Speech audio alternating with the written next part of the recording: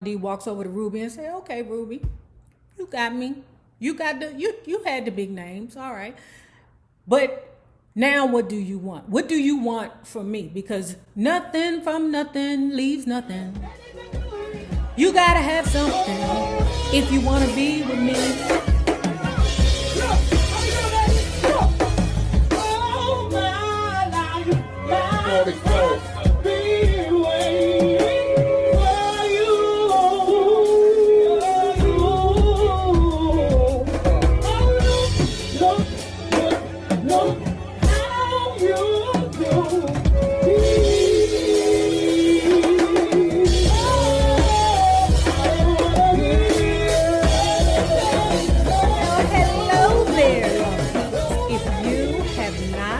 Already done so, please remember to like, share, and subscribe because it is so important to my success here on the YouTube. And you guys know that I'm fitting to be 50 next year, okay? And there is a gift that I want to buy for myself, so I am selling some of my luxury items. So make sure you hit that Poshmark link below, and just in case you don't see anything now, stay tuned because you may see something that you like later.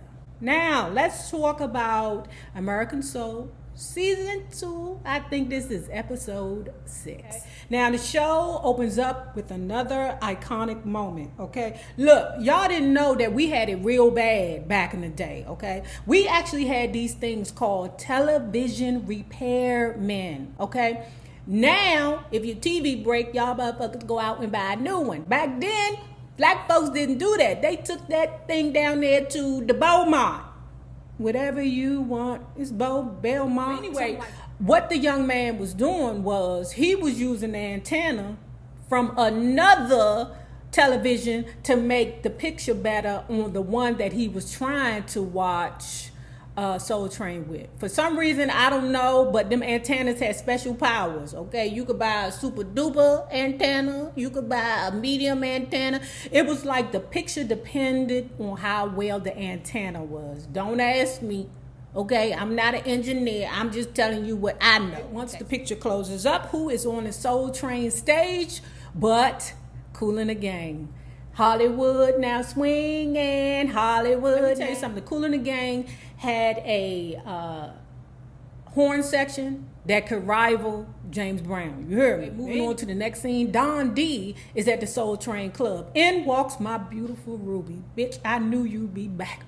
Girl, I've been waiting for you at the door. Ruby comes in. Why you so mad for? Don D. Don D says to her, "Why you here for?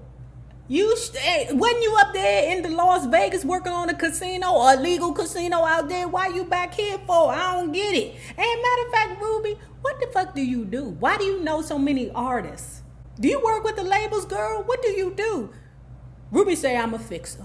Okay? And as a matter of fact, whoever telling you my business, tell them I'm gonna kick their ass when I see them. Okay? Don D excuses himself because he see the jump outs running past the door.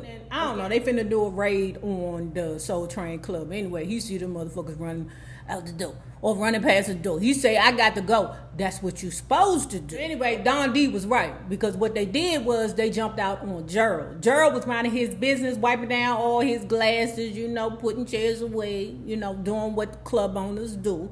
Okay, the police came in the room and was like, "Where the fuck is the casino?" Answer, no. Okay, the casino was clean. They got rid of all traces. Okay, now the police, they mad. Okay, because one of the police was the police that was following JT around when he made one of them drops for Gerald. The policeman came up to the other policeman's face and said, "You made me look stupid." Come to find out that there was a warrant issued.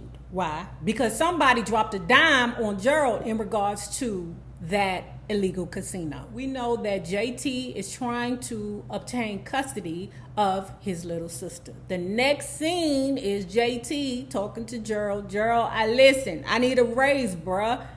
You need a raise. JT expounds on why he needs more money. Okay, look, the foster family that has my little sister is trying to adopt her. No, she's the only family I have. I need her. Okay, so I need pay stubs. I need more money and a rack of other shit that I don't know that I can accomplish, but I can at least try. Gerald say, okay, I can get you some pay stubs. I can do that, but you're going to have to step up because what you need is real money. Okay, so I don't want to hear your BS no more when I say for you, I need you to make this drop. I need you to make the drop, and I need you to shut the fuck up. Now, Don D is on the phone in his office. He is talking to somebody that is related to the Commodores.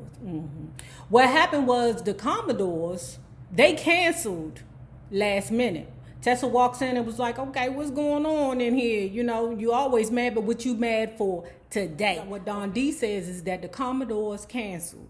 Tessa's like, wait a minute, they canceled? They've been booked for weeks. What's the problem? Tessa go, wait, isn't the Shy-Lights and the Commodores on the same label? You think it's payback because you canceled the Shy-Lights for Elton John? Don D say, could be. Tessa say, don't worry about it. I'm going to bring in an act for you. We're going to work this out. Don D say, I guess we can bring in Joe Tex. Joe Tex? What? Why would you bring him in? Don D say, what's wrong with Joe Tex? Tessa say, everything. Gerald walks into a utility room or a storage room, something like that. Ruby walks in and catches him off guard. Gerald say, I know you didn't run your ass all the way from Vegas to see this BS with the police. Did you call the police, Ruby? Ruby say, answer no. That's not my judge, brother. That's not what I do. Ruby says, I still love you, Gerald. But what we gonna do now that the casino is closed? Because that was your cash cow. That was how you was gonna be able to pay back, the mob or the mafia or whoever that is, right? Gerald say, that's not my only source of revenue. Gerald, why was them shoes so big and white? Like, I don't get big white shoes. Why do men wear big white shoes? Was that the style? I don't like Gerald walking out the back of his club, okay? He got on a suit. He dressed to the nines. His shoes is big and white, okay? He walked past the car. The person who gets out of the car is a police officer, okay? This particular police officer and Gerald were in Korea together. Gerald saved his life. So now we know why Gerald knew that the police was going to jump out on his ass, okay? Now, the police officer says to Gerald, I thought you was going straight. Gerald say, I'm trying to, but it's going to take some time. Police officer like, Joe, you doing too much. Okay, you're doing too much, Gerald. Gerald responds, listen, suppose I can help you get some janky police officers. He was like, yeah, I'm trying to clean up this department.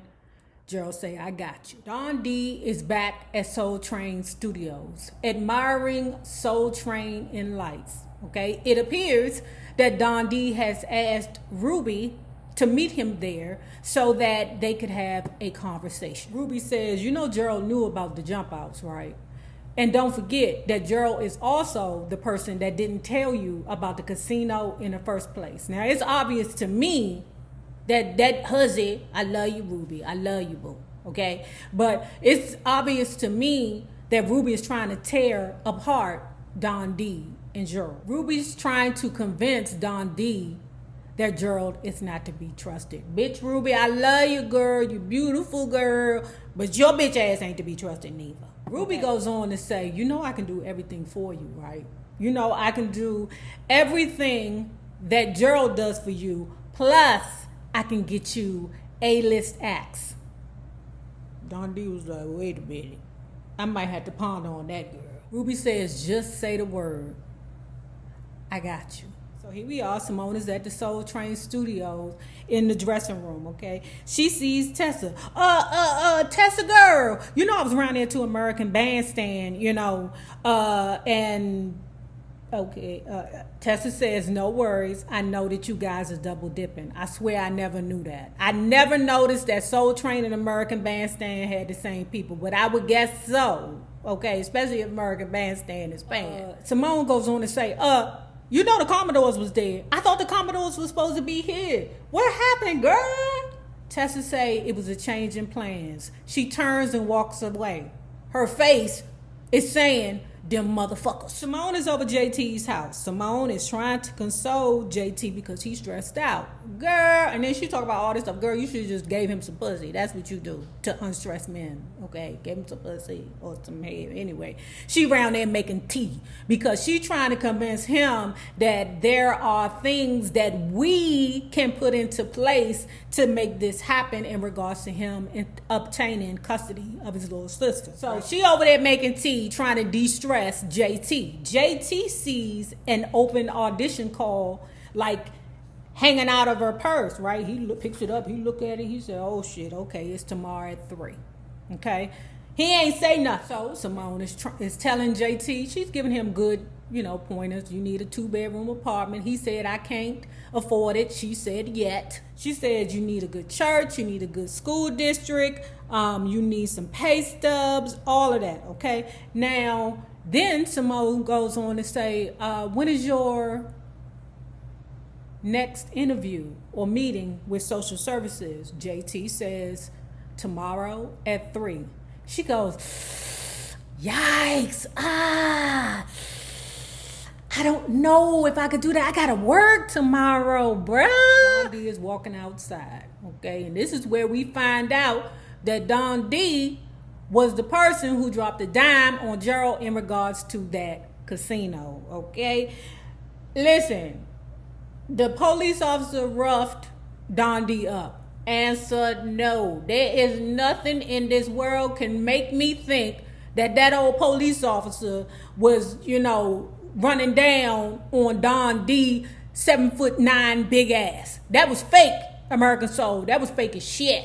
Okay, but TV magic. Like I said, the police is whooping Don D's ass, and I'm like, Don D, you ain't even gonna steal on his ass. You ain't gonna do nothing. You just gonna let that police, talk to you all crazy, bruh. You are Don D. So police mad at him and was like, that information you gave me was wrong and you need to make it right. Police officer then threatens him and say, if you don't make this right, I'm gonna take everything from you, including Soul Train. Don D let that go. What? You can't have a motherfucker go to the bathroom in Soul Train without him saying, that's my toilet.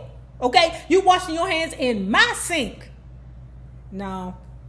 It wasn't believable. I don't give a fuck if he was the police. I don't care. Simone is at the audition that she lied to JT about. She did. Okay, she being a bitch. Simone, you are a bitch. The singers are talking to each other, and Simone goes, I don't think you should tell your competition, what song you're going to sing because they could take it. Simone, shut the fuck up. Because if they practice, I Believe I Can Fly, then why the hell would they sing, I Believe the Children Are the Future? She in the audition, she's sitting around, she waiting to be called because, it's going to be a 3-girl group, okay? So she's sitting there, she daydreaming, she imagining herself a part of this 3-girl group, okay? And they on the Soul Train stage at the Soul Train, and they round there on the stage at the Soul Train Club, okay? Now, while she waiting and dreaming, JT is at social services waiting to be called for the interview for his little sister. Now, as Simone is being called for her audition, JT is being called for his interview. Gerald and Don D is having a conversation, okay? They having a heart-to-heart. Gerald explains to him, hey, listen, I know I've made some mistakes in the past, but from this point on, we're going to have to be on the up and up with each other. Don D say, do you still trust me? Gerald say, with my life. Now, back to JT, and he is there talking to the interviewer lady, okay? Looking defeated already, and in bust Simone with the trickery, okay? This hussy is now JT's fiance, okay, and she got pay stubs and references from the pastor and all kinds of stuff, okay. Now the lady go, what's your name again? Your name ain't nowhere on this application, but I can put it on there. A sigh of relief, because they thought that all this bullshit was fitting to blow up in their face, but it worked. Now, Don D, I guess Tessa couldn't get nobody because Don D over there at the studio in his office talking to Joe Tex. Okay, hey Tex, hey. You know, Ruby's in the room. Ruby go, oh hi Tex, hi Ruby. Don D like, damn, you know him too? Damn, bitch, you get around. Don D wants to have a conversation with Ruby, so you know. Joe Tex, I'll talk to you later. Okay, no problem, Don. Ruby, can you call me later? Girl, boy, whatever you are, Mr. Chicks. What does he sing, y'all? Do y'all know what he's singing? If you know what he's singing, put him below. But anyway, Ruby says to Don D, I don't like snitches. I don't like people who drop dimes to the police. Don D say, what? Bitch, what the fuck are you talking about? Ruby says, no worries. Your secret's safe with me. And I know what you want. What do I want, Ruby? A big name. And I can get it for you. What she did get for Don D was Kool and the Gang. Ooh. So we get back to the Soul Train stage, and oh my God, that Kool and the Gang is playing that Jungle Boogie. Jungle Boogie. Don D walks over to Ruby and say, okay, Ruby, you got me. You got you had the big names, all right. But now what do you want? What do you want from me? Because nothing from nothing leaves nothing. You gotta have something if you wanna be with me. She goes, I want clean cash and guest slots that you will make available. Don D like, wait a minute, bitch, you being too bossy around here. JT and Simone are at his apartment. JT thanks her for participating in that shenanigan down there to the social services office. And he calls her out on her bullshit in regards to that 3 a.m. audition that she lied and said that she had to work. Okay, I mean, she came through, let bygones be bygones. She was like, look, I missed a job interview and I missed a day of Dancing on Soul Train for you. So I sacrificed. Playing in the background is For the Love of You by the Isley Brothers. Now, I done told you girls, okay, if you ever come to a man's house, the lights is low, it's candles, Earth, Wind, and Fire, Reasons is playing, okay, or For the Love of You by the Isley Brothers. Girl, I mean, your destiny is set, girl. Next scene, Gerald is bagging up money, okay? Ruby walks in. Oh, Ruby, bitch, come here. This is your money. This is all you need. This is your money. Take your money and get the fuck out. Ruby said, why you so pressed for? Why you so pressed to get rid of me? Because you terrible. You's old terrible, beautiful snake. She is. And she says, why you so mad for? I got you Kool in the Gang. Gerald say, but you the bitch that called the Commodore's label and made them cancel. So Ruby was behind the Commodore's canceling. So she set the plan in motion so that Don D would need her to help him to replace the Commodore. Ruby took the money and said, I ain't going nowhere.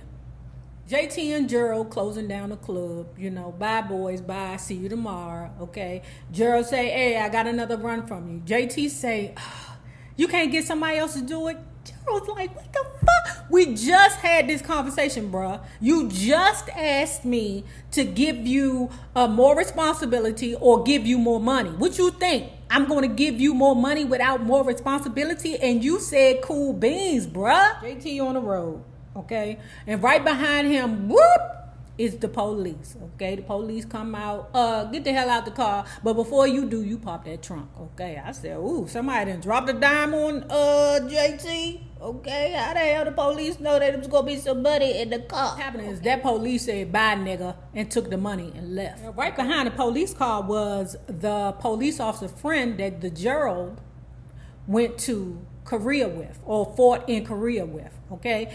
And the police officer that headed the investigation on Gerald, okay? The police officer say to the no good police officer, that's your man? That's your man that stole that money? The police officer say, I didn't know that I have nothing to do with this. Ain't that your man? Didn't you say that all your men was solid? Yeah, well, that's your man, so he gonna go down and you gonna go down with him. You So policeman, you just gonna get out the car, you gonna let him talk to you any kind of way. You ain't even gonna try and make it, like pop, pop, pop or anything like that. You just gonna be like, okay, cry and go home to your wife. That's all you gonna do. American Soul, you could have made that thing fire, but I get it. You don't want it to be a violence-based show. I get it. I really do. Because it's really and truly about the music. Now, Ruby has been summoned to meet Don D. When she gets there, she finds out that Gerald and Don D been plotting on her ass the whole time. Don D like, what you thought? That we didn't know what you was doing? You thought that you was going to break us apart? No, bitch. Answer, no. They set my Ruby up. You heard me? They set my damn Ruby up. Them niggas was plotting on her the whole time, okay? They did that whole stunt to get Ruby the hell out of here. I'm like, motherfucker, Ruby about to be on a midnight train to Chicago. At the last scene of it, it comes out that Ruby told Gerald, I'm getting cool in the game for Don D, right? You know that, right? Don D say, well, I needed them. It was a good choice. It was a good thing to get cool in the game. Gerald say, I don't know them niggas. We don't know what them niggas is capable of. Now, if you have not already done so, please remember to like, share, and subscribe because it is so important to my success here on the YouTube. Now, remember this. The same people that you meet on the way up will always be the same people that you meet on the way down. Naysayers, my patron loves. Have a good one.